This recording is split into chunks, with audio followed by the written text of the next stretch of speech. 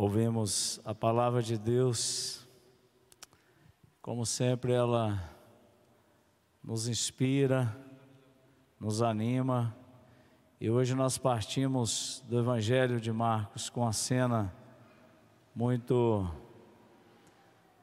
parece que repetida, no momento em que Jesus está nas suas andanças com os seus discípulos. Todos nós sabemos que Jesus formou a sua primeira comunidade, seus discípulos, e ali parece que Jesus também não parava, né? Sempre estava peregrinando, atravessando uma comunidade, a sua vida missionária. E nessa cena, então, o evangelista diz que ele atravessava a Galileia. Os seus discípulos estavam com ele. E de repente ele percebeu que havia uma inquietação, que eles estavam discutindo uma pergunta. Se recordam qual era a pergunta dos discípulos? Entre eles, talvez até não era só uma pergunta, era uma disputa, era uma pequena desavença. Quem? Guardaram, que bom, não podemos esquecer isso. Quem é o maior? Que coisa, essa pergunta não é só nossa não, era também dos discípulos. Procuravam um lugar de destaque, perguntando então quem vai ficar mais perto de Jesus. Certamente eles tinham uma expectativa diferente daquela de Jesus, talvez porque queriam que ele fosse um grande rei para governar o seu povo. Então esses discípulos teriam um cargo importante. E qual foi a resposta de Jesus? Porque nessa resposta ele então inaugura qual é o seu reinado. Qual de fato é a sua perspectiva e dos discípulos? Quem é o maior? É aquele que serve. O maior é aquele que serve. Serve, o serviço, a doação da vida. E compara até quem acolher uma dessas crianças, a simplicidade, estará fazendo parte, estará acolhendo a mim. Aqui, meus amigos e amigas, então tem a nova comunidade de Jesus, o novo reino. Nós poderíamos alargar aqui o Evangelho para as leituras, quando nós vimos lá no início do livro da sabedoria, dizendo: eles armam ciladas contra o justo, porque a sua presença incomoda. Essa frase é muito forte. Viver a justiça, semear o bem, entrar nessa escola de Jesus, do serviço, da doação de vida, incomoda. E há ciladas, há perseguições. E São Tiago é ainda mais forte quando ele diz para a gente assim: e todas essas questões de onde vêm? Preocupações com lugares de importância, disputas, invejas, vem de dentro de um coração não reconciliado.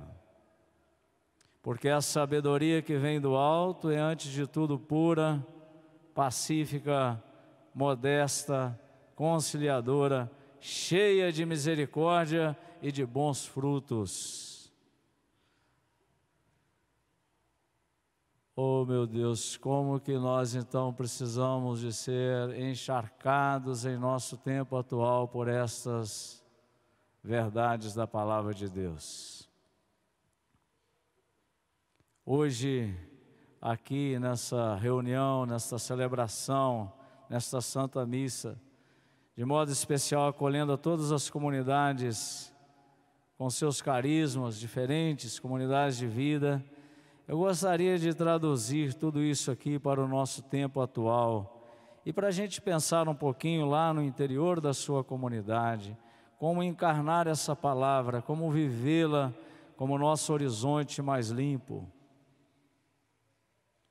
A escola de Jesus, o caminho de Jesus, dos seus discípulos, para todos nós, não só para quem é consagrado por uma opção de vida religiosa, mas para todo batizado, que também é um consagrado.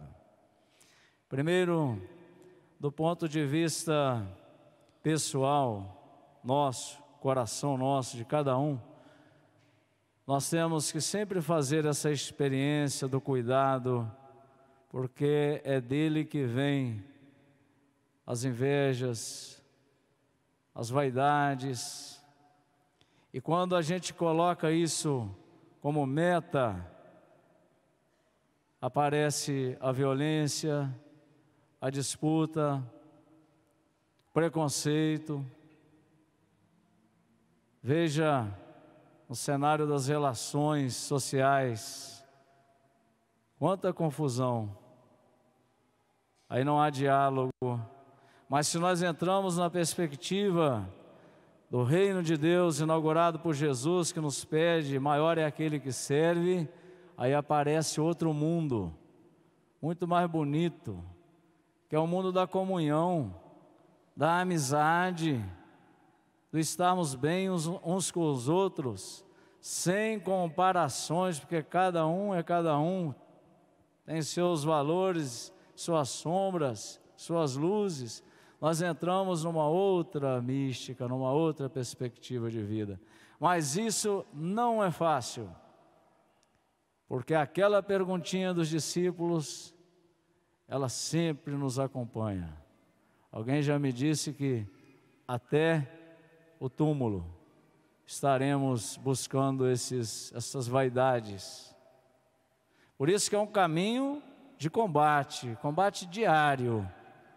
Entrar nesse reino de Jesus, participar dele, do ponto de vista individual, é fazer essa experiência, então, com os nossos irmãos, de sermos amigos e amigas.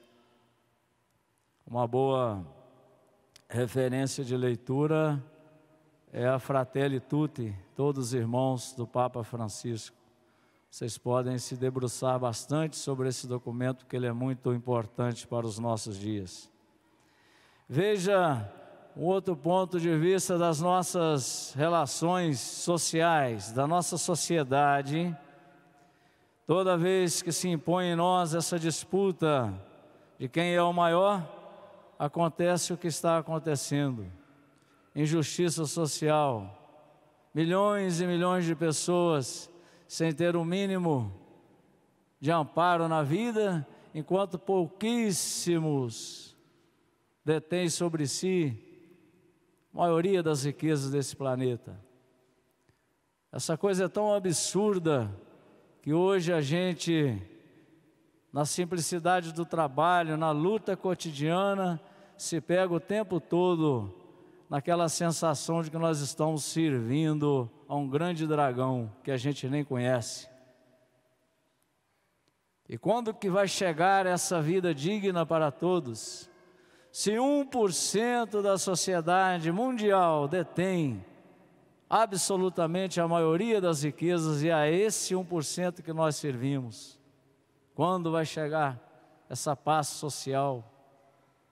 Quando que vai chegar a dignidade para todos?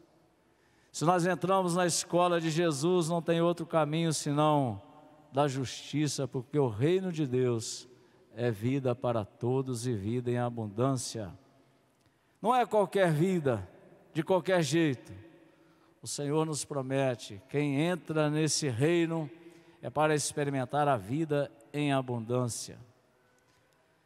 O terceiro ponto para a nossa reflexão, gostaria de lembrar também que essa disputa, essa pergunta feita pelos discípulos, se ela hoje não é resolvida por nós, seguindo Jesus no caminho de serviço, veja a nossa casa comum, veja a nossa natureza, O que estamos fazendo com ela? Tudo vem daí, de poder, destruição. Para quê? Qual é o sentido de tudo isso? Portanto, nesse passo que Francisco também nos coloca muito belamente na Laudato Si, que é a conversão ecológica, nós deveríamos assumir esse nosso lugar humilde de parceiros de Deus para cuidar da nossa criação. Por isso, irmãos e irmãs, vamos levar essa palavra para o nosso dia a dia. Fazer de novo essa pergunta: Senhor, eu quero participar do seu reino. Dá-nos a graça, conceda-nos a força de sermos, primeiramente, viver um coração reconciliado. Eu cheguei aqui nesse mundo sem nada e vou sair daqui sem nada. Dê-me o mínimo de bom senso para viver a liberdade de filho de Deus, sem acúmulo, sem excesso, me alegrando com todas as pequenas coisas que vierem ao meu encontro. Todas, porque tudo é sua graça. As minhas relações com os amigos e amigas de comunidade, com a minha igreja e a minha sociedade, dá-me um coração, Senhor, amigo, maduro, antes de olhar para o outro e pensar que time que é o dele, que partido que é o dele, que eu olho nos seus olhos reconhecendo como um filho de Deus, como uma filha de Deus, para construir esse reino bom para todos. Na minha relação, Senhor, com a natureza, com a sua casa, com a criação, dá-me a alegria de cuidar, nem que seja de uma rosa, mas que eu saiba plantar e não destruir, em qualquer lugar que eu estiver.